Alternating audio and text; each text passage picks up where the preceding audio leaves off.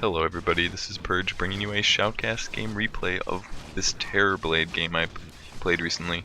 I wanted to bring you some new hero content, and this is one of the heroes that's more or less completely reworked in this new version, so I'm just going to talk for a little bit here and give you a play-by-play summary of what occurred during the whole game. I already pre-edited all of this, so you're not going to have to look at me auto-attacking creeps for 40 minutes, which was really more like 50 minutes in the case of this game. So that was the first blood occurring, and as you can see I've already jumped forward about 5 minutes to my Vanguard rush, which gives me a lot of tank items.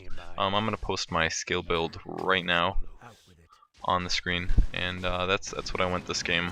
Usually you just get the slow, one level to slow, maybe a Zeal, and then maxing the Metamorphasis is kind of what I think is the best option for his skill build at the moment.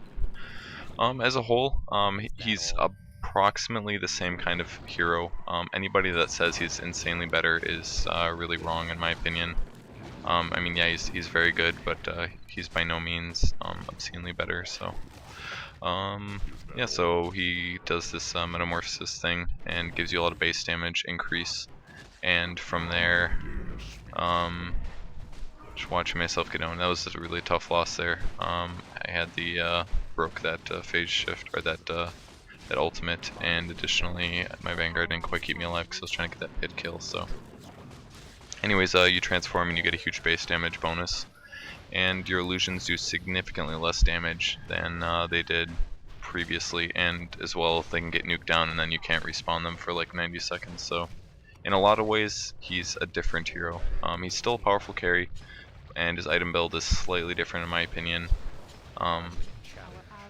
So yeah, he's different. Your item build should be different. They should be kind of the same, but in a lot of the ways different. And one good forum post I saw basically said that, yeah, you're going to want to probably get him a BKB and some lifesteal, and you really don't necessarily want to build your hero around just getting illusion items. You know, you don't just need stat items, because your illusions only do 20% damage. Why would you bother spending all your money just for them when they're not even always going to be up? So you can see that a little bit later. This game I went Vanguard, Treads, Sanj and Yasha, and then I went for Skadi, and that definitely paid off for a long time there.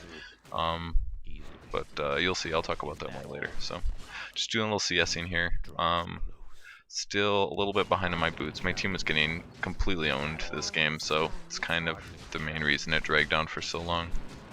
But as a whole, I thought it was a really good explanation of his power level. So this is me playing a semi-decent farm game, and still ending up carrying the team despite how horribly behind we were. So I think I just wanted to showcase this clip here to kind of show you CSing in lane. And primarily this is what you need to do if you ever play carry, and most people don't realize this, but this isn't like I'm not last hitting like a beast or anything here, like I missed some. But this is what you have to do to keep the lane as close to your base as possible for as long as possible. And oftentimes I start auto-attacking my melee creeps when they're below 50% HP, because that's just going to push it farther towards your base. And if you look where I have been for the last 30 seconds, I haven't moved at all.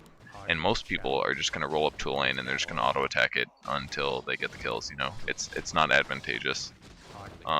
You want to stay as close to base as possible, and not everybody always does that, and that's why they always end up having to jungle, or their farm isn't very good. So here I am denying some creep HP. That way it pushes a little bit back towards my base, and generally you're always going to push it just a little bit, but as a whole, it's good to farm like this. This is the best way to play carry, to be completely honest. And I just had a huge influx of gold at this point, so I was just kind of just going to finish my treads all the way through, because I didn't feel that in danger since my team was fairly close on the map. And it is important to look at the map if you can, because things like that are important. I mean, if my team was actually good enough to ward, I would have had eyes looking for ganks coming at me, because I mean, that's one other thing. If you are farming a lane and I haven't moved much at all for 2 minutes, then you're looking at more gank potential on you, because you're not going to be anywhere else. I mean, it's going to be worth their effort to move towards your lane. And the reason I started auto-attacking this wave is because I felt a little bit in danger, so I was going to try to get it over with. So here's a little bit later in the game. I have my agility treads, and there's a little bit of team fight going on, so I'm going to head over there. And then we're going to see the damage output of my level 9 Terrorblade with a Vanguard and the power treads and one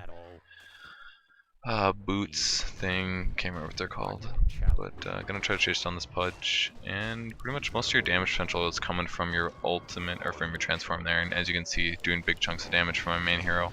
So I'm gonna try to focus these down. They're getting dropped really fast by those, by my main hero, but not really by my illusion, but still pretty good damage considering my low level of farm for however many minutes we're in, 17, I can't really tell. Yeah, as a whole, not a big deal. That EMP did a lot of damage that game, so it was pretty frustrating, but still more pressure. This is my biggest problem with this game, is I didn't have a lot of time to farm because there was so much base pressure, because they were up on us so much by gold farming just from owning our teammates. So that was definitely frustrating. So I was just doing a little bit of CSing here and failing, and then I get hooked. Really frustrated about the skill, and there's nothing I can do there because my mana was drained from the EMP from before. So I'm just going to show every death and kill that I had, so that's important to note. And you really need to stop spamming the window button, because you guys can't read it, but I was 1 kill, 2 deaths, and not sure how many assists, but Chachi is throwing hooks and missing. I really want to play Magus now and get meat hook like that. It's so sweet. Just having a meat hook on him would be so cool, and I was pinging for Pudge, and then they hook each other. I was laughing so hard from that. It was really cool. That's the only reason I showed that clip, I'm pretty sure. Unless I'm about to teleport in and do some badass team fights, which I am. Really low HP Invoker, but probably not going to be able to chase him down, so I just didn't go for it. My illusion's doing damage there, but as you can see, it really wasn't that much. So doing a little Sunder, illusion still DPSing, really not that much damage on them yet. Solar was just fail this game. He was basically farming the whole game in lanes and jungle, which was not fun at all. This Void was super bad. His item build was horrible. I mean, look at that item build. Indemitis, Mask of Madness. He was pretty stupid as a whole. Getting nuked down here was really unfortunate. Teammates getting there a little late, so nice dodge phase shift from that puck there. Spamming more on the menu. I can't even read that. Just farmed up my Sanj. So finally have my, my Yasha, excuse me. So I got the Yasha, stealing the expulsion, and gonna see if I can kill Seal the Pit, but not gonna happen. And puck initiating, taking a lot of damage here. I'm gonna stay on the high ground so I don't take any more focus. And might go in for a Sunder here. I mean, once you're in a low HP situation and you're not initiated on, you can use that advantage to go for Sunder or something like that. I almost did it there, which would have been really not worth it. Puck is a pretty good player this game, so. And there's a Pudge, and there we go. I'm gonna transform. I wish I had mana. I could have definitely dropped him there if I had the Metamorphasis, but it was still on cooldown. So that's unfortunate. And now my heart was pumping super hard, expecting the hook, expecting the blink, which is right there. Getting the tornado down to 31 HP. Heading to jungle, almost there, and I died so far away from that orb, I was confused. Still confused about that death, but very frustrating. So Puck's at 7 kills. Stop farming Slar. That's my job. I mean, look at him right now. I think he's yellow and he's over there in jungle. He's seriously jungling. Fail spell and Pudge there. So I'm gonna just do a little running around Mirana's ult on so I can get into the trees. And Puck dodging out. Really close hook. I was scared about that one. And I'm gonna transfer and commit to this battle. Got the cold snap on me, and luckily he cast it before I transformed and didn't get a nuke there, so a little unsure what to do. Awesome ult from Rubik. That was not Void ulting, that was our Grand Magus. So dropping down the Invoker, really fun. We're gonna do a little chasing here. Meat hook on the Grand Magus. Will he launch the hook? Complete fail hook. He doesn't use hotkeys, which is why he fails. So yeah, just a little bit of skirmish here, going back to farming. Got my SNY on the way, and we have a team fight going on. So I'm just gonna wait till this arrives. Not much I can do to that tiny for assistance, so I'm just gonna kind of hang out and do a little item transferring. This is kind of tough to do in battles sometimes and frustrating, but here we go. SNY dropping EMP on me again. I'm completely out of mana, and I totally stupidly wasted on my cast right there. Could have definitely saved that for transformation or a Sunder or something.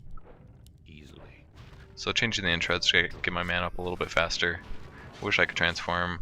1 mana to go, and there we go, transforming. And then I get pitted, so luckily Pudge goes down. Let's see if I can get any slows off on this Pudge, but just not gonna happen. I don't even care about the EMP at that point. 19 mana left, so gonna chase him down, see if I can drop him, but doing a lot of damage to my illusions. And this is the power of the SNY. You can see how slow he is right now. If he didn't have that Dark Rift, I definitely could have chased him down. And Invoker being a little ballsy. And from there, might as well just go back to base, I have no mana. So later in the game, nothing new farmed. Tiny doing a little bit of harass. I'm really not too happy with that spell. It's good for the slow, but it's pretty much worthless otherwise. I've gotten very little use out of it. And here I'm getting mad at Slar because he was totally farming creeps again.